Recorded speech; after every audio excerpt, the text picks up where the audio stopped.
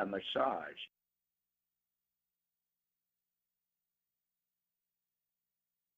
A massage.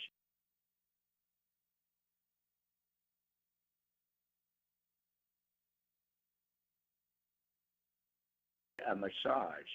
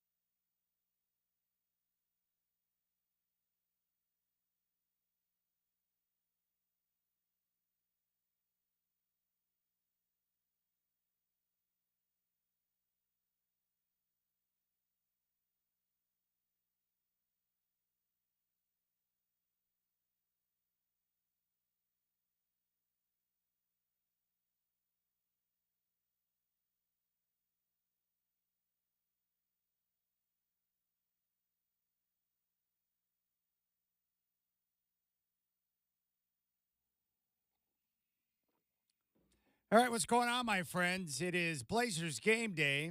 I am your host, Chad, doing tonight. Your Portland Trailblazers are in South Beach, getting ready to take on the Miami Heat. Tip-off is coming up at 5. I will be with you up until 4, and then Chris Burkhardt will have the Trailblazers pregame show across the Trailblazers radio network from 4 until 5. Travis Demers and Michael Holton will have the call. I'll give you the latest injury report here in just a moment, but a couple of programming notes. First off, congrats to the Oregon State women's basketball team. They took out Notre Dame today, and now they'll play on Sunday for a chance to head to the Final Four in the Elite Eight. We're going to carry that game live here on 620 Rip City Radio. I'll have details on pregame and start time, but it looks like it's roughly going to be a 10:30 in the morning start. So I'll keep you up to date on that. And what a great time in sports it is, because we had opening day in baseball yesterday. Sweet 16 kicked off last night, and we have another slate of Sweet 16 games today. The first one will tip off just after 4 o'clock on CBS. The 11 seed NC State taking on the 2 seed Marquette in the South region, followed by Gonzaga and Purdue, Duke and Houston down in Dallas in the South, and then Creighton and Tennessee in the Midwest. And that will set up the Elite Eight that we'll have over the course of the weekend on Saturday and Sunday. If you want to reach out and communicate with me, feel free to do so. Telephone number is 503-248-0620. 503-248-0620. You can hit me up on the YouTube chat if you would like. Go to youtube.com, pull up our homepage, Rip City Radio 620, and you can take part in the YouTube chat. You'll find the links to all of our local shows right there that we stream. And I am in studio today, and this is, well, it's crazy. But after tonight, there's 8 games remaining on the schedule and 2 weeks to go in the season. In fact, the Trailblazers season will end 2 weeks from Easter Sunday. So it's all coming to an end, and the Trailblazers getting a lot of playing time, quality minutes to their rookies right now. We're going to see a number of young guys in the lineup tonight. So I'll get to the injury report here in just a moment. But a quick recap on what went down in their previous game against Atlanta on Wednesday. The Hawks scored the first 6 points on threes from DeAndre Hunter and DeJounte Murray. But Portland regained the advantage thanks to a 9-2 run. Ryan Rupert connected on a 3 to tie the game at 12 with 6:33 to play in the first. And then Quinn Snyder called timeout. The rest of the quarter, back and forth from both sides, with Portland taking a 29-26 lead at the end of one. The Blazers were great on offense in the first. 10 assists on 11 made field goals, 5 of 9 from beyond the arc. And Tamani Kamara strong, 12 points on 5 of 5 shooting. And all of that offense coming from the 5 rookies who were in the starting lineup. Atlanta opened the second quarter on a 9-2 run to take a 35-31 lead with 10 minutes left in the half.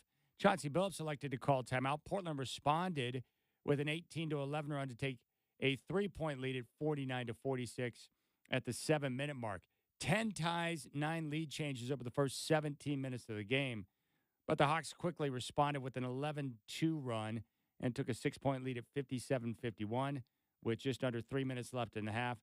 Atlanta then scored 7 straight to push their lead to 8 at 63-55, and they would go on to take a 7-point lead, 65-58, into the locker room. Portland scored just 9 points over the final 6:41 of the first half, and your leading scorers, Delano Banton, 15 for Portland. DeJounte Murray had 15 for the Hawks. Atlanta opened the third on a 9-2 run and pushed their lead to double digits at 74-60. Billups once again called timeout with 9:33 left in the third. The Hawks pushed that lead to 16 at 80-64. And Portland never got closer than 11 the rest of the quarter as the Hawks would take a 100-86 lead going into the fourth. Portland shot 58% in the third, which is great, but Atlanta was on fire, 66%, and were 4 of 8 from downtown.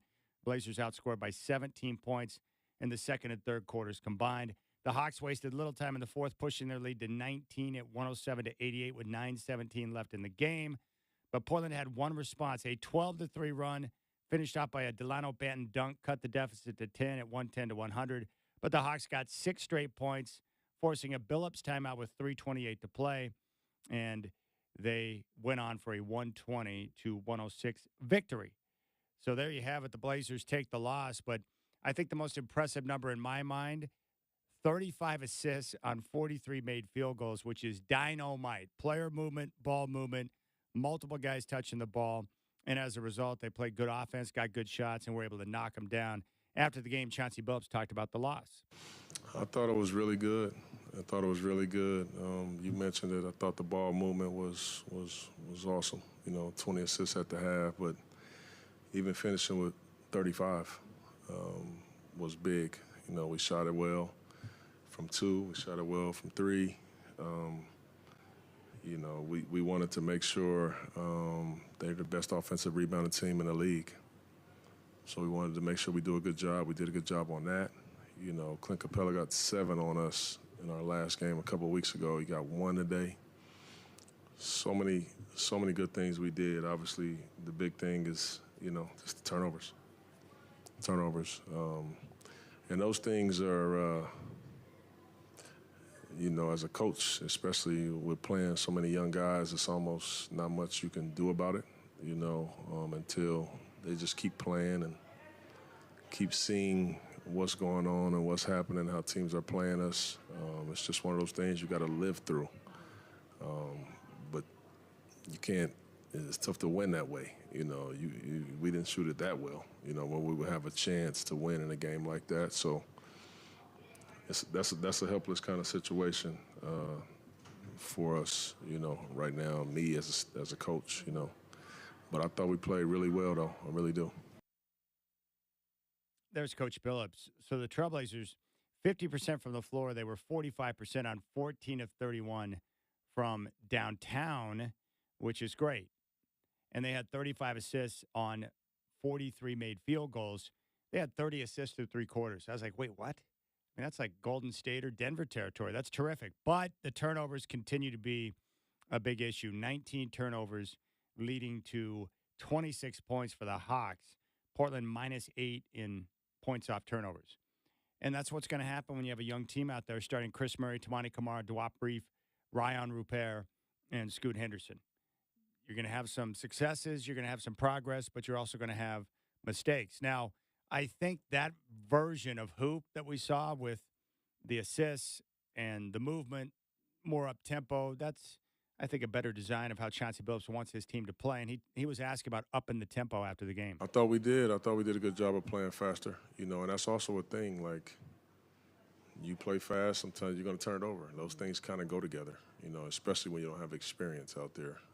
So that's what I'm asking for, So this is also what I got to deal with, as far as the turnovers if we try to play faster.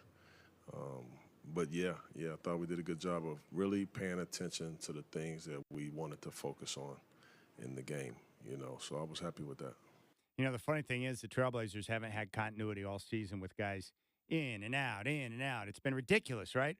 Hard to really develop any consistency when you've got different dudes in the lineup. But the funny thing is that was the 3rd straight game with the same starting 5, all rookies. And Coach Billups after the game was asked about the consistent lineup. Well, you can see the guys kind of settling in a little bit, knowing when they're going to come in, knowing what they're asked to do, what's needed of them. You know, obviously Delano has another career high today. He's playing incredible. You know, he's coming off of the bench and being very aggressive to score the ball. We need every bucket that he gives us. You know, but Roops, I thought Roops, was good today. Again, Ashton came in with some good minutes. I thought Moses' minutes were good. So just some consistency right there and kind of knowing when and where for our guys. All right, it's kind of funny. Coach Billups and how he refers to each guy. So Ryan Rupert is Roops. Scoot is Scoot. Dwap Reef is Wop. And Tamani Kamara is 2. There you go. And DB is Delano Banton. Speaking of Delano Banton, 31 points, 9 assists. The guy's just balling out of his backside right now. He was 13 of 23 from the floor, 5 of 11 from downtown. And how many free throws did that guy get? I mean, Tamani Kamara was aggressive and getting after it. But let's take a listen to Coach Billups talking about the play of Banton and really his aggressiveness, his ability to put the ball on the floor. He can shoot the three. He's been in attack mode, and here's Coach. He does have a knack for it, but it's all set up because he can dribble. You know, he got a nice handle. So he does a really good job of using his handle to get a guy to shift a little. And as soon as they shift, he don't like go east and west. He's straight downhill on them. And he's so tall and he's so rangy that about time they figure it out, he's already laying it at the basket. So it's all set up because his handle is really good for his size. All right, there you go. There is Coach Billups. The Blazers take the loss in Atlanta 120-106. And tonight it will be the Miami Heat. Now, the latest injury report for your Portland Trailblazers: Malcolm Brogdon, Tamani Kamara, Shaden Sharp, Anthony Simons, Robert Williams, all out. Kamara's got a left rib contusion. Jeremy Grant listed as doubtful. And once again, DeAndre Ayton with left elbow tendonitis.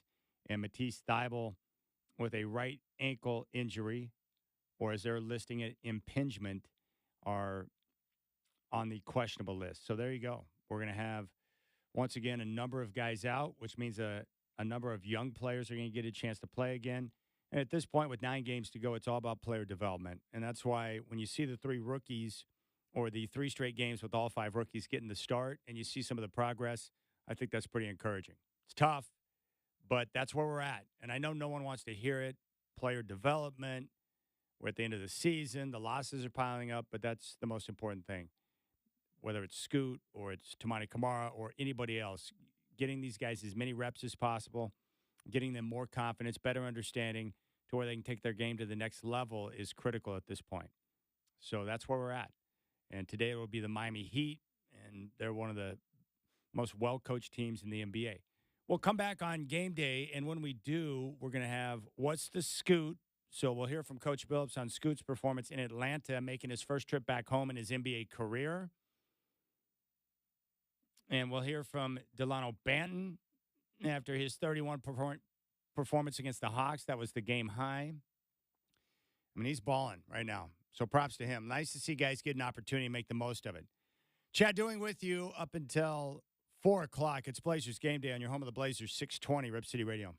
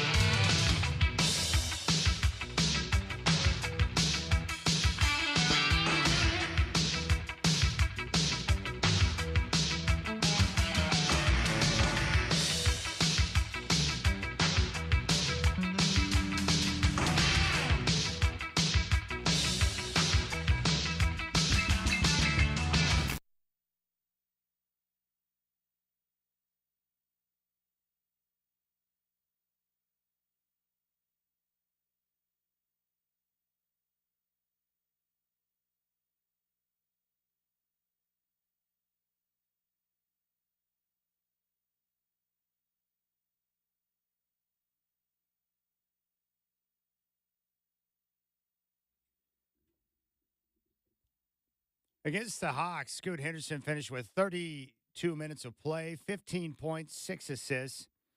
It was 6 of 16 from the floor and 2 of 5 from downtown. Probably not the experience he wanted going back home to Atlanta for the first time because you take the loss and your game is, well, it's just okay, not great. And Coach Billups was asked about Scoot after the game. Well, I know this was a special day for him, and I know for sure from the day that he got drafted, he circled this game on the schedule. Unfortunately, we only come here once, so he's been looking forward to this day, I'm sure. His family's been looking forward to this day. And so much so that I just remember this moment, and Scoot, he was kind of pressing out there. He had 5 turnovers at the half, and there was nothing that I could say to him, other than just trying to get him to calm down. But I know I probably had 5 turnovers after the half when I went home and played for the first time. I want to play so well. So I know what this moment felt like for him. And, of course, we all wished that, it would go great and we would win and have a career high, but it doesn't always work like that. But as far as his maturity and his game and everything, he's getting so much better. He really is. He's already a mature kid, in my opinion. He's young, but he's mature for his age. He's kind of like got an old soul, if you will, in my opinion. And as far as his game is going, he's like a regular 20-year-old rookie. He's up, he's down, but he stays even keel the whole time. All right, there's Coach Billups talking about Scoot Henderson. For Scoot right now, it's just a matter of getting out there on the floor and continuing to get a lot of burn, a lot of run, and grind through it. He's struggling at times. You see flashes of brilliance, and then you see the realities of a 20-year-old point guard in the NBA in his first year.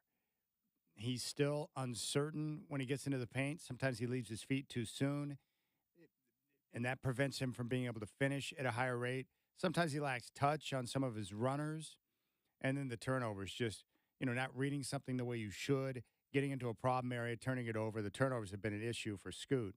But he's young, and there have been other slow starters at the same position in the NBA before. So he just needs to continue to work through it, continue to study, to practice, and to listen to what the coaches are saying and just find a way to overcome and get after it. And that's really what it's all about for Scoot right now, just continuing to work on the basics. I will say this. Look, we can have discussions about what Scoot is right now. He clearly has not had the first year that any of us had hoped for. And my guess is the slow start, not only was it surprising to us, but also the team. But regardless of that, this is going to be a monster offseason for Scoot. It doesn't matter what he's been so far this year. The key for him now is to get as much run as possible over the final 9 games, continue to put in the work, and then get the plan, develop your plan for what you need to accomplish in the offseason, and then go to work. You need to practice, you need to play, work on the basics, continue to develop your understanding of the NBA game, because he has to make a major leap from year 1 to year 2.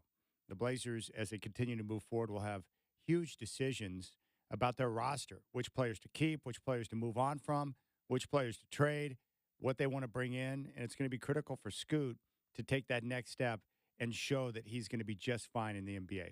So he's got a lot of work to do. This offseason is going to go down as one of the most important off seasons in his entire NBA career, to showcase what he can be and to live up to that potential.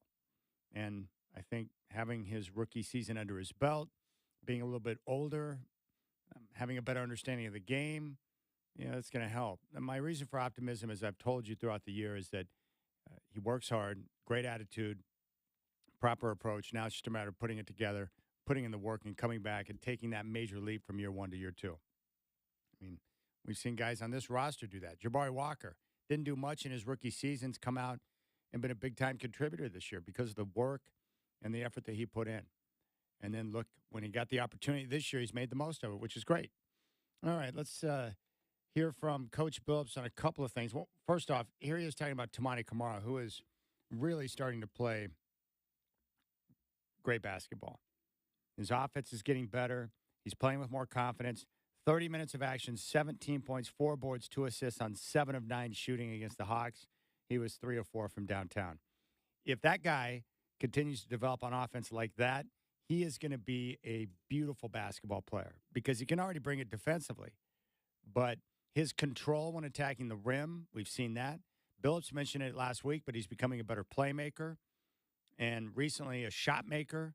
I mean, he could develop into a quintessential 3-and-D type player in the NBA. And here's Coach Billups talking about Tamani's improvements. Yeah, Tua's just been playing better, man. He's been playing so good, you know.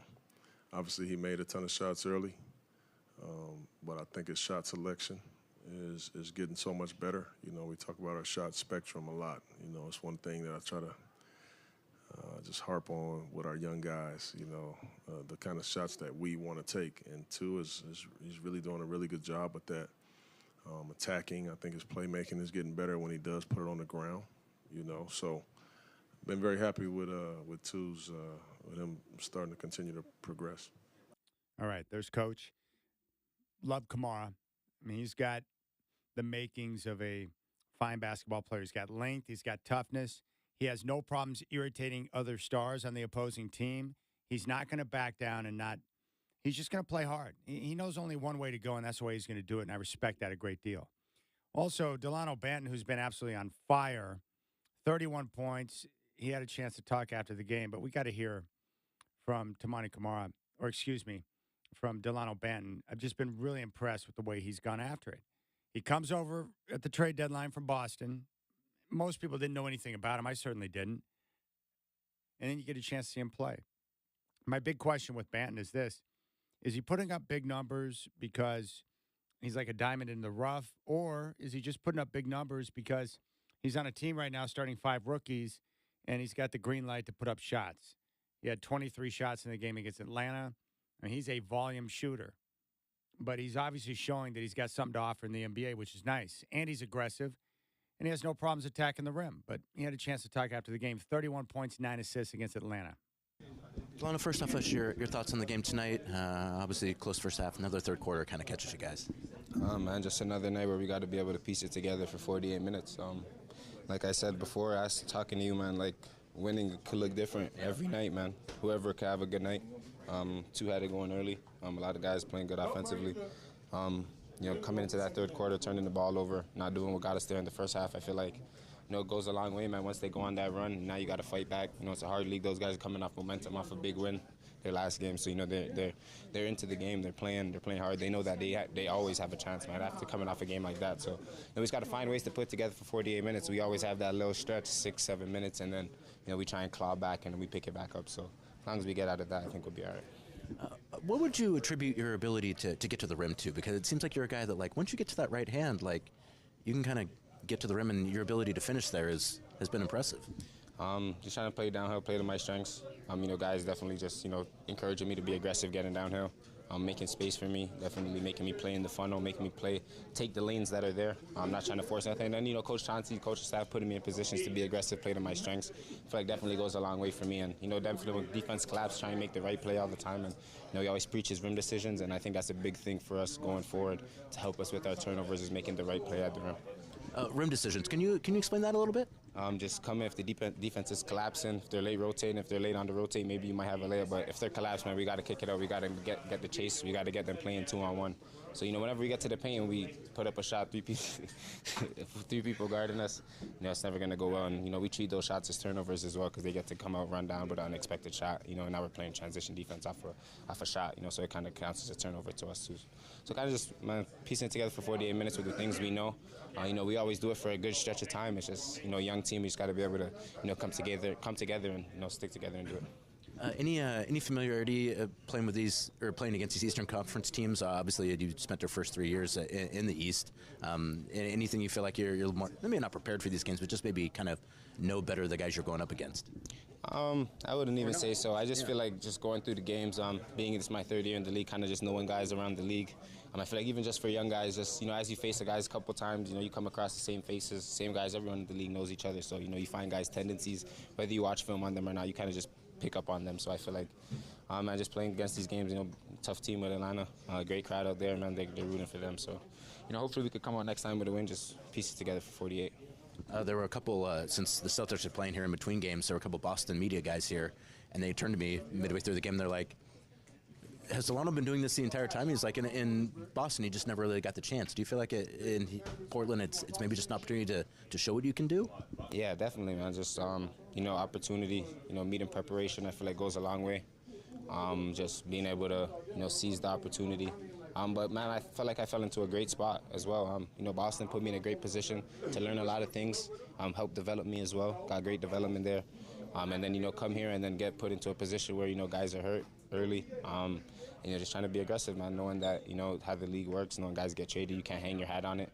You come into that week I was the new guy, but somebody was new before me just the week before, so you got to look at it that way and just go and just stick to your work, stick to what you do, and I'm grateful for the coaching staff that I have that helps me and treats me and continues to push me to be aggressive. All right, you got to love that guy. Look, I don't know what he's going to become, and I don't know where his future is going to be here in Portland or somewhere else, but I credit a guy for making the most of his opportunity. And I've said this before, and I think most of you know this. When you get a team like we see in Portland that's going through a transition, they're rebuilding. They have a lot of young players playing. A number of guys are out of the lineup, veterans. So you're going to play a lot of young guys, and that creates an opportunity for people like Ashton Hagans, Delano Banton, some of the other youngsters to get a chance to play and showcase and develop. And I think Banton, I like him because he's not indecisive out there. He's looking to score and be aggressive, and he's got the support from his coach to be able to go out there and do that, and he's making the most of it. So props to him. And I like his length. He's very lanky and lean, but, tougher than what his body would suggest. So props to him, man. He's playing well, and he had a big game against Atlanta. And once again tonight in Miami, they're going to need to lean on him again. So I love it. All right, we'll come back. We'll give you a scoreboard report. We are going to step into the coach's corner here from Coach Billups. You can hit me up on X, at Chad and Rip City. Our live stream is up on YouTube. And the Blazers and Heat will tip off at 5 o'clock. Chris Burkhardt standing by. He'll have your Trailblazers pregame show at 4 here on your home of the Blazers, 620 Rip City Radio.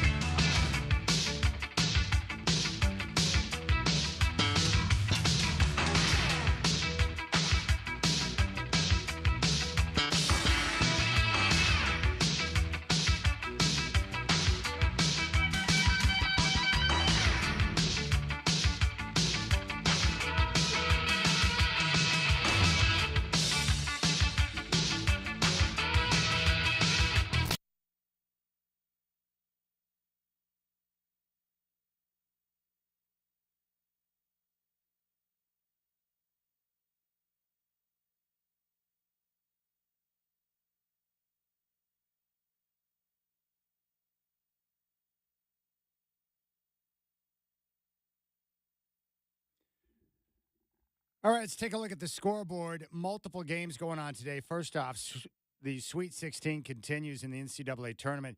Coming up at 4:09 on CBS, the 11 seed NC State will take on the 2 seed Marquette in the South.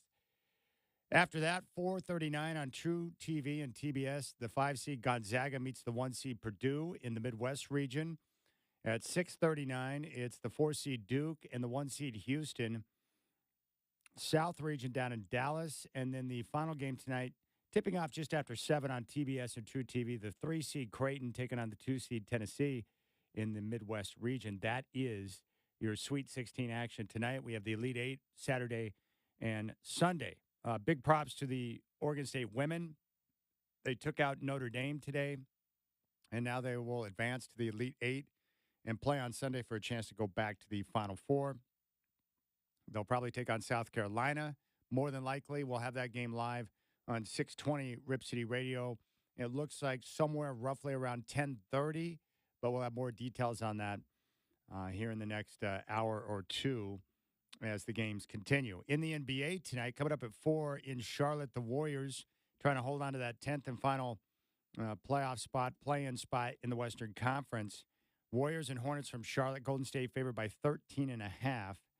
4 o'clock tip from Indiana on NBA TV. The Lakers and Pacers. Indiana is favored by 4.5. 4 o'clock tip in Orlando. The Clippers and Magic. Right now, Los Angeles favored by 2.5. In D.C., the Pistons and Wizards. Washington, a 3.5-point favorite. 4:30 tip in Brooklyn. Bulls and Nets. Chicago, a 3.5-point favorite. 4:30 in Cleveland. 76ers and Cavs. Right now, Cleveland favored by 7.5. 5 o'clock tip in Miami. Your Trailblazers and Heat. Miami favored by 13.5. Suns and Thunder at 5 from Oklahoma City. Phoenix, a 1.5-point favorite. Knicks, Spurs from San Antonio. Right now, New York is favored by 9.5. 6 o'clock tip in Denver. Timberwolves and Nuggets. Denver favored by 6.5.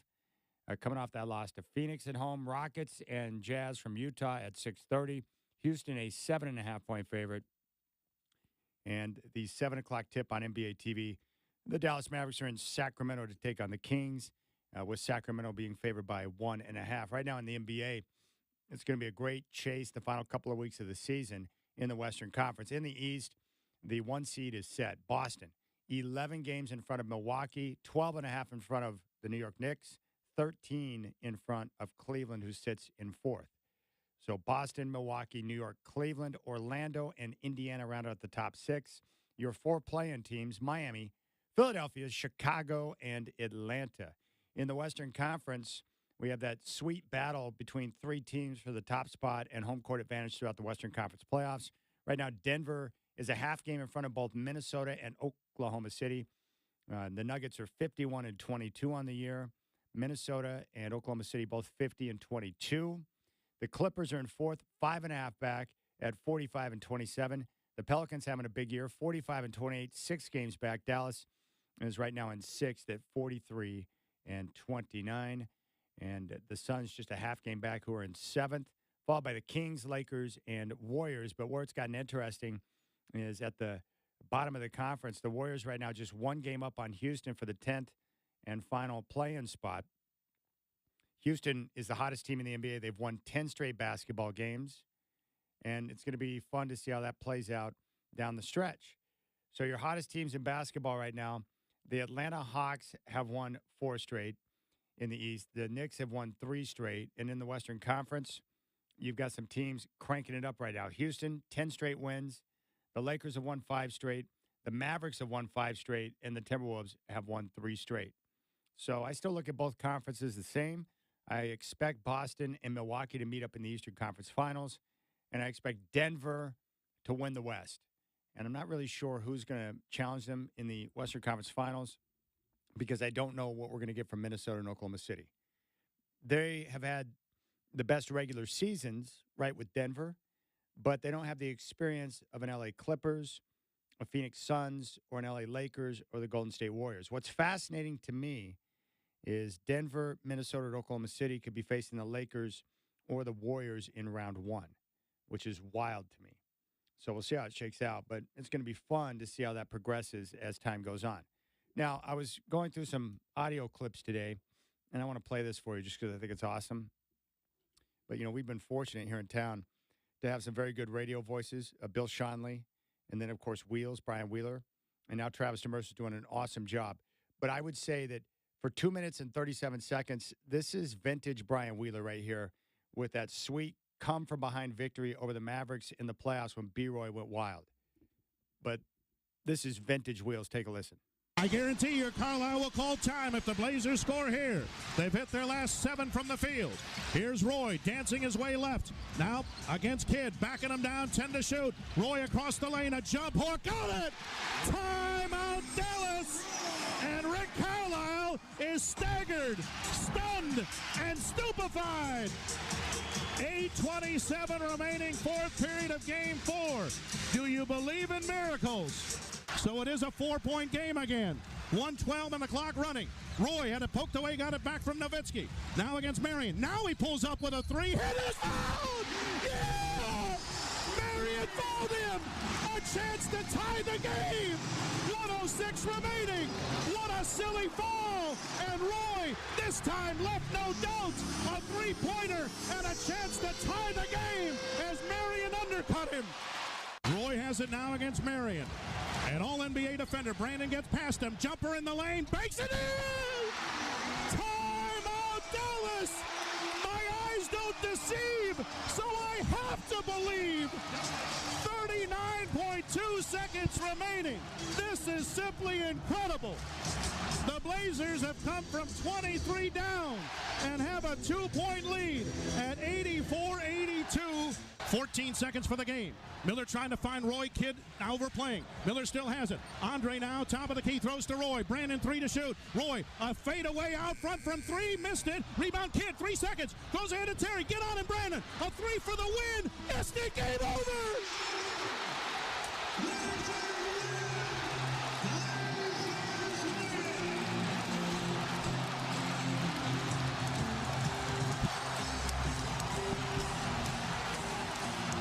Somebody's got to pinch me.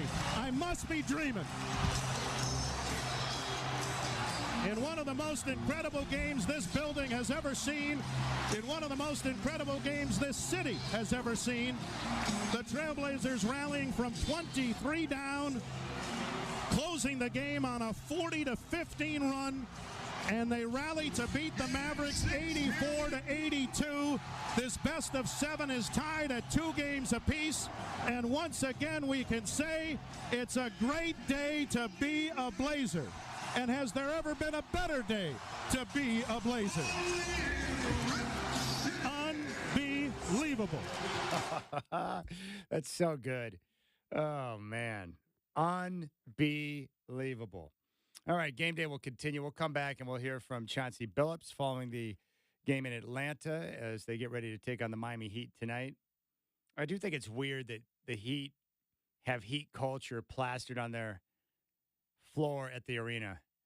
Like, I'm very proud of you. Good for you for having a nice culture. But you need to put that on the floor, you morons. There's just certain things that irritate me. That would be one. I respect Pat Riley and Eric Spoelstra, and I acknowledge that they know what they're doing. And I also acknowledge that Eric Spoelstra is the best coach in the NBA right now. But spare me the Heat culture nonsense, all right? Great, you have a good culture. Good for you. You want a cookie? You want a candy bar? Heat culture. Get out of here. Chauncey Billups up next.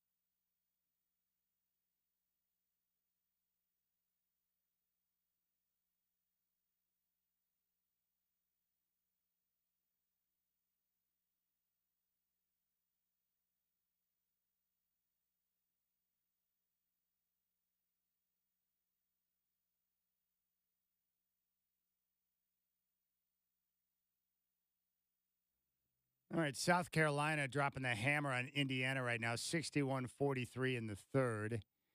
And Oregon State now waiting the winner of this game here. So it looks like it'll be the Beavs and the Gamecocks. And that game will be on Sunday. We'll have it live here on 620 Rip City Radio. So the Lady Beavers going to be playing for a chance to go to the Final Four, which is pretty darn cool. And we got 4 Sweet 16 games coming up tonight, a jam-packed slate in the NBA, and the NFL draft right around the corner. So not bad.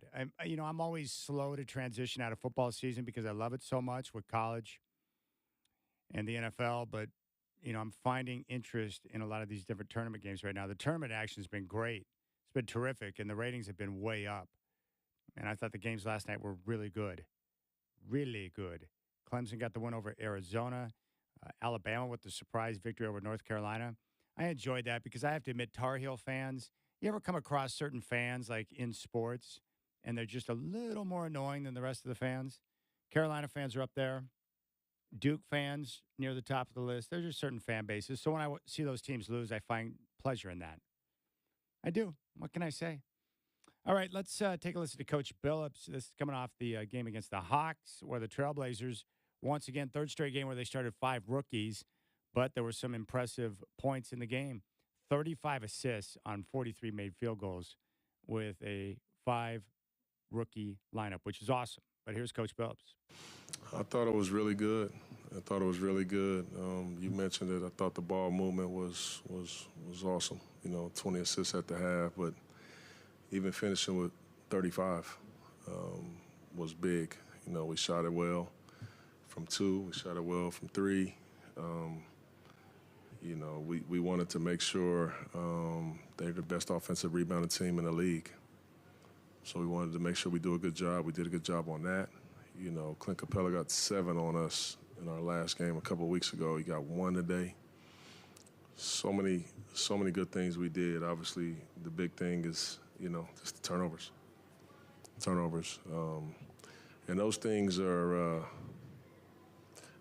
as a coach, especially with playing so many young guys, it's almost not much you can do about it, until they just keep playing and keep seeing what's going on and what's happening, how teams are playing us. It's just one of those things you got to live through. But you can't. It's tough to win that way. We didn't shoot it that well. When we would have a chance to win in a game like that. So that's a helpless kind of situation for us. Right now, me as a coach. But I thought we played really well, though. I really do. I know you've been wanting the team to play faster, and that's something that you focused on yesterday at practice, getting out in transition. Did you see a little bit more of that tonight? I thought we did. I thought we did a good job of playing faster. And that's also a thing. Like, you play fast, sometimes you're going to turn it over. And those things kind of go together, especially when you don't have experience out there. So that's what I'm asking for, So this is also what I got to deal with, as far as the turnovers if we try to play faster. But, yeah, I thought we did a good job of really paying attention to the things that we wanted to focus on in the game, So I was happy with that. It's kind of weird to say, but, after 3 games, you've basically had the same rotation for 3 games, which in this season is pretty uncommon for this team. And even though, you'd rather have the guys out there, like, you've at least had some consistency in that regard. Yeah. Are you seeing any benefits from that even after 3 games? Not even just with the starters, but with the guys who are coming in that second rotation? Well, you can see the guys kind of settling in a little bit, knowing when they're going to come in, knowing what they're asked to do, what's needed of them. Obviously Delano has another career high today. He's playing incredible. He's coming off of the bench and being very aggressive to score the ball. We need every bucket that he gives us, But Roops, I thought Roops, was good today. Again, Ashton came in with some good minutes. I thought Moses' minutes were good. So, just some consistency right there and kind of knowing when and where for our guys. With Delano, too, it's, are you at all surprised with the success he has with just straight-line drives? Like, he gets to his right hand, he goes to the rim, and, his ability to finish there, I mean, he had the multiple dunks, but even, finishing kind of around guys, it seems like he's got a real knack for that. He does have a knack for it, but it's all set up because he can dribble. He got a nice handle. So he does a really good job of using his handle to get a guy to shift a little. And as soon as they shift, he don't like go east and west. He's straight downhill on them. And he's so tall and he's so rangy that about time they figure it out, he's already laying it at the basket. So it's all set up because his handle is really good for his size. We've talked a little bit about Tamani, particularly offensively as of late. He came in, I think, hit his first 5 shots. What did you see out of 2 tonight? Yeah, Tua has just been playing better, man. He's been playing so good, you know.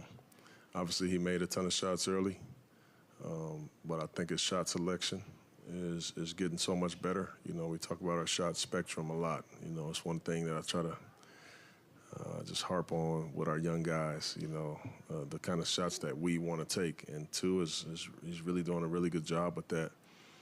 Attacking, I think his playmaking is getting better when he does put it on the ground, you know. So been very happy with Tua's, with him starting to continue to progress. Coach, obviously, Scoot got to come back home for this game. Obviously, not the result he wanted, but what do you think it meant to him to be able to come back and play in front of his family? And also, how have you kind of seen him grow, not only as a player, but as a person since he was drafted by you guys? Well, I know this was a special day for him. And I know for sure from the day that he got drafted, he circled this game on the schedule. Unfortunately, we only come here once, you know, so he's been looking forward to this day, I'm sure. His family's been looking forward to this day. And so much so that I just remember this moment, you know. And Scoot, you know, he was kind of pressing out there. He had 5 turnovers at the half, and there was nothing that I could say to him, you know, other than just trying to get him to calm down. But I know I probably had 5 turnovers after the half when I went home and played for the first time. I want to play so well. So I know what this moment felt like for him. And of course, we all wished that, you know, it would go great and we would win and have a career high, you know, but it doesn't always work like that. But as far as his maturity and his game and everything, he's getting so much better, you know. He really is. He's already a mature kid, in my opinion. He's young, you know, but he's mature for his age. He's kind of like got an old soul, if you will, in my opinion. And as far as his game is going, you know, he's like a regular 20-year-old rookie. You know, he's up, he's down, but he stays even keel the whole time. All right, there you go. Well, who are the 2 guys? You should do that sometime. Take a look at, De'Aaron Fox in Sacramento and Colin Sexton, and take a look at the stats between those 2 guys and Scoot over the first couple of years. And then you'll be reminded of guys who had a slow start. I was looking up some of the guys I grew up with. Steve Nash did not get off to a quick start in his career. Gary Payton had a bit of a slower start before he really caught fire and became the glove. So there are other guys, too, get off to slow starts. I just hope that that's what's happening with Scoot. It would be tragic if he's not everything that we think he should be based on where they drafted him from. But the Blazers will have a lot of different tools to work with in the upcoming offseason in terms of, you know, assets and different ways to adjust the roster and hopefully bring in more talent. But they need their top line draft picks to hit. It's got to happen for this, you know, rebuild to be fast tracked and to get this team back to, you know, where we're accustomed, which is being competitive, winning games, and being a perennial playoff contender like they were for 2 decades. All right, it's Blazers Game Day. The tip-off with the Heat and Trailblazers coming up at 5. Chris Burkhardt standing by with your pregame show, which is coming up at 4 o'clock. And I'm sitting here in studio. Got Michael Shacker with me. If you want to jump on board, 503-248-0620 is your telephone number. You can hit me up on X, at Chad Rip City. The Blazers, surprisingly, will get 2 days off. They're not going to play on Saturday or Sunday this weekend, which is nice. They'll be back in action on Monday as they continue the 7-game road trip. And the final week of the season, they're going to have 3 home games, Pelicans, Warriors, Rockets, and they finish out the year in Sacramento against the Kings. So we are really getting down to the nitty-gritty titty. I mean, we're right down at the end. So Trailblazers, 9 games to go, 8 after tonight, and another valuable opportunity for these young guys to continue to get run. I mean, I've seen a number of these guys. I mean, and you've probably seen the same thing, but I've seen significant growth from Chris Murray over the last few weeks in terms of just being able to play and get consistent minutes, showing an all-around game. Now it's just a matter of becoming a more consistent shooter, but he's shown an ability to rebound. He's shown some toughness. He can put the ball on the floor a bit, and defensively, at least being in the right place. Now it's just a matter of, getting more confidence and making sure that when you get those opportunities, those open shots from three, that you're able to knock down a higher percentage. I've seen Tamani Kamara's growth throughout the course of the year. He's been tremendous defensively. He made his mark early, but now we're seeing the development on offense, being a better shot maker, putting the ball on the floor, showing some creativity around the rim, and also a better playmaker for his teammates. Dewap Reef has been really tremendous throughout the year. What a find for the Trailblazers. Older and more experienced, but this is his first year in the NBA, and he continues to play well. He had 13 points, 5 rebounds, 5 assists in that game against Atlanta. Ryan Rupert obviously is very raw. Chauncey Billups has dubbed him as the guy that no one works harder than him on the team. But his length and athleticism make him enticing. And then Scoot Henderson, I think, Coach, you just heard from him. I think he pegged Scoot perfectly. 20 years old. He's been up. He's been down. It's been a little bit of everything from Scoot. He's had some rough patches. He's had some brilliant flashes. It's just he just needs to continue to work. Now, Delano Ben obviously has surprised everyone with his play since he arrived. And we've seen great growth from Jabari Walker from year 1 to year 2. And there you have it. We just seen the young guys. I think the coaching staff's done a very good job with the young guys in terms of coaching, teaching. I mean, they've done a lot of teaching this year, developing, and we're seeing progress from each and every one of them, and that's what you want to see. So if these guys can enter the offseason with, some confidence and be able to work on their game and be even better. What I'm hoping is that the experience and the time that these guys have gotten on the floor this year is going to pay off as the Trailblazers move into the future. Okay, we'll come back and we'll give you the Coors Light Cold Hard Facts. And I've still got my keys to the game. Sweet 16 will kick off here in about 30 minutes. Oregon State women will play Sunday for the rights to go to the Final Four. South Carolina right now up 10 on Indiana. And a full slate of NBA games.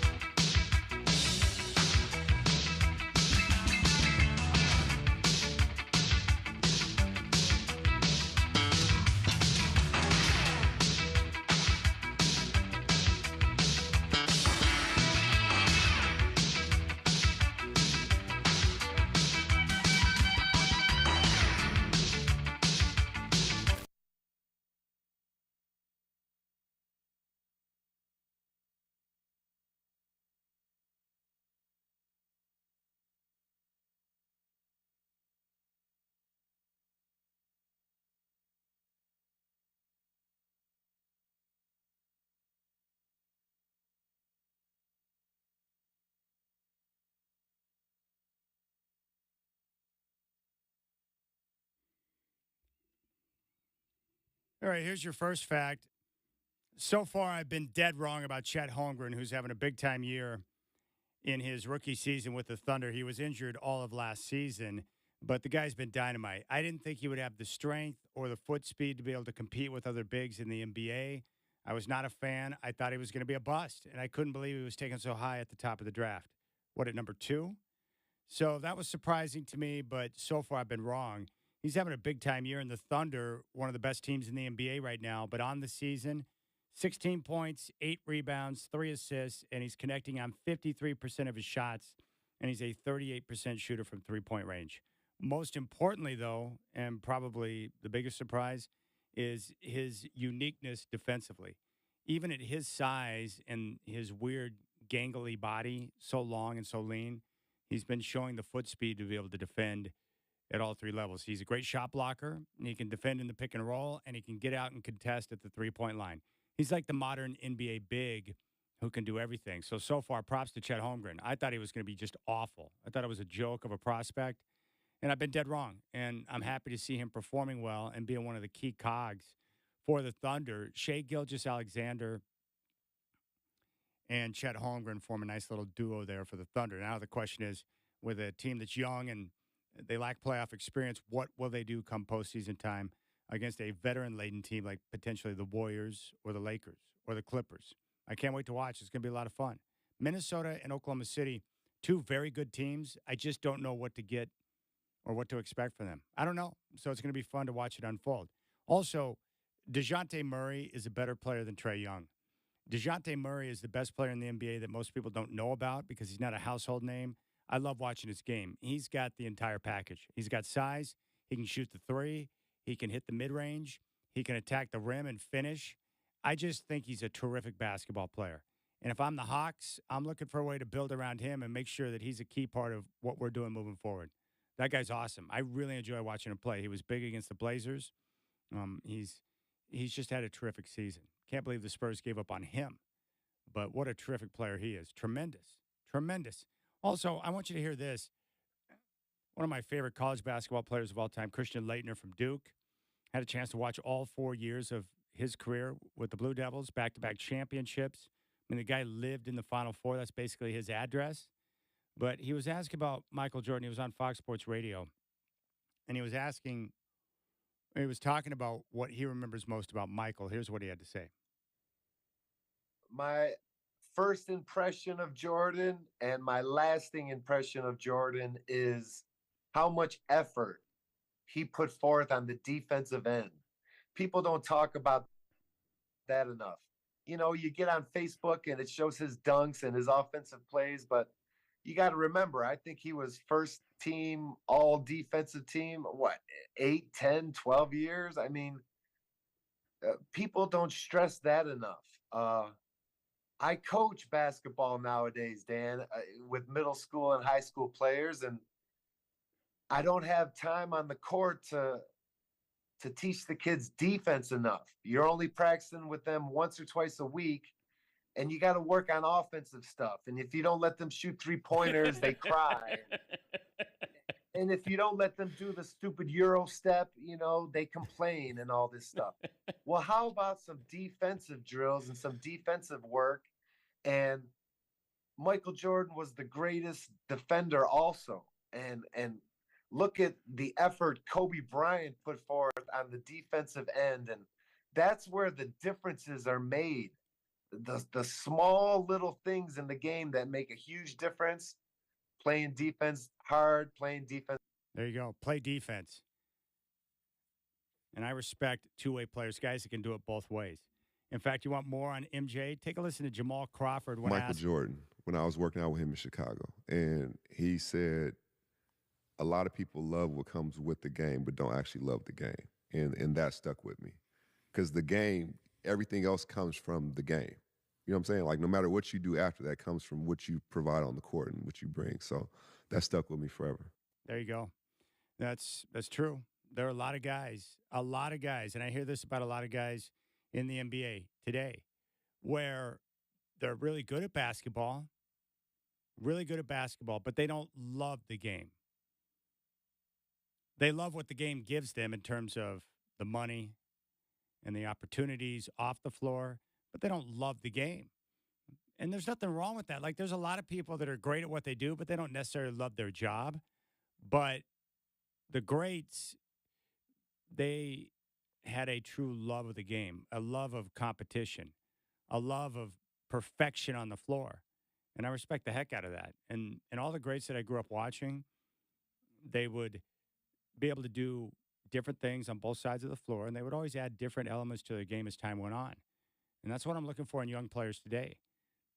Larry Bird, always looking to add things to his game. Terrific rebounder, underrated defender, great facilitator, great two-way player. Magic would go into the offseason and come back and add something to his game. He wasn't a good foul shooter early, but became a 90% shooter. He could play on both ends. Not a great defender, but he was adequate. Became a better outside shooter as time went on. MJ was terrific at everything. There was one season, I think it was 88, where he had to step up and play point guard. He was great in that role. Won Defensive Player of the Year and was the best scorer in the league. And that's what I'm looking for. And, you know, when I watch Jokic, he's same way. Works hard defensively. Not a great defender, but, you know, he puts himself in the right position. Terrific passer. He can shoot the three, can handle the rock. He's willing to make the next pass and be a part of that team concept, which is cool. You know, it's just fun when you watch those type of players, and that's what I'm looking for. And that's what I want to see from these young Trailblazers. Yeah, great, you can shoot the three, or you can score. That's great, but what are you going to do on the other end of the floor? Can you become a good defender? Can you become a difference maker on that side? Like Anthony Simons, great offensive player. I mean, unlimited offensive potential, but can you improve defensively? Scoot Henderson, he's probably going to develop into a great playmaker at point guard. But can he become a defensive stopper and create havoc on that end? I mean, even the guys that do play defense, like Tamani Kamara, he knows that he's got to work on his offensive game and become a more consistent shooter, especially from three, so he doesn't become a one-dimensional player. So he can be more usable and more multi-dimensional out there on the floor. But, yeah, a lot of guys. Great at the game, but do they love the game? And I've heard that about, DeAndre Ayton. Great player. And he's been locked in and engaged down the stretch and has been playing great basketball for the Blazers. But does he love the game? And, that's something that separates those guys. And who was I was listening to? I think it might have been Julius Randle, who's now a star with the New York Knickerbockers. He started his career out with the Lakers. And, it was Kobe who hit him up and was like, hey, let's work out. And Randall said they got together at like 4 a.m. in Newport. And you know what they did for a couple hours at 4 a.m.? Working on defensive slides. Who wants to do that? Dude, if your boys hit you up and they're like, hey, let's go shoot some hoop. Okay, I'm in. Hey, bud. Hey, bruh. Hey, Chad. Why don't we meet up at the water tower and work on our defensive slides? I'd be like, I don't think so, man. I've got better things to do. But that's... You got to love the game to be able to go to that level of sacrifice, to become that good. I mean, that's craziness, but that's the way they operate.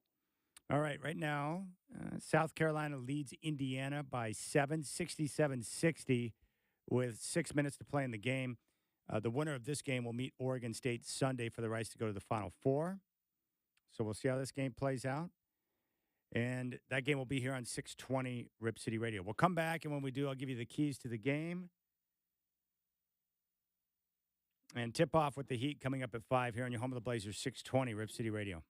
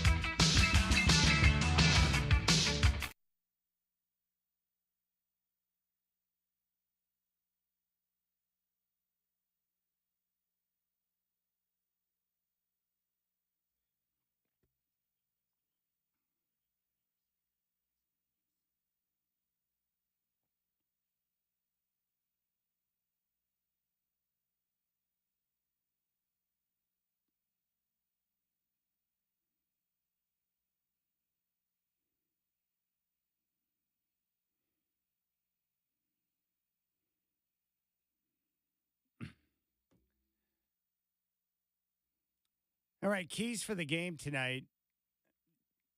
I want to see the Blazers cut down on turnovers. And it's tough when you got a bunch of young guys playing, but I'd love to see them cut down on the turnovers. They had 19 against the Hawks. And if they can cut down on the turnovers and clean it up a little bit, with as well as they've been playing, they can put themselves in a position to maybe pull out one of these games. I'd like to see the effort they're putting in rewarded with a win. So cut down on the turnovers and don't give up so many easy buckets in transition to the other team because of lack of ball security. Outside of that, they had 35 assists on 43 made field goals Wednesday against the Hawks. More ball movement, more player movement. Just keep doing that. That is a beautiful way to play basketball. It's the right way to play, and it's exactly what Coach Billups is looking for, so I want to see more of that. Player movement and ball movement, and I would set the number at 30-plus assists. And if you can do that against a good defensive team like Miami, I think that would be terrific. Outside of that, just compete and continue to play hard. They've had issues. They'll put together a good first half, but they've, had issues scoring in the second half, finding ways to get the ball in the bucket. So they've got to find a way to keep that offense going in the second half and be able to get more points up on the board. And if they can do that, they'll be in a position to make some things happen. So we'll see how things shake out. I spend most of my time basically jealous of people that live in very nice, sunny weather type areas. The Blazers are in Miami tonight, and Shaq and I were discussing, what it's like down there. I looked up 2023. They had a one-day low of 44 degrees. Their highest temperature was 98 on July 23rd. Their average temperature throughout the entire year of 2023 was 79.9. That's the average, 79.9. That's amazing. Now, I know a lot of people would say, well, why would you want to live in Florida? That's a very good point.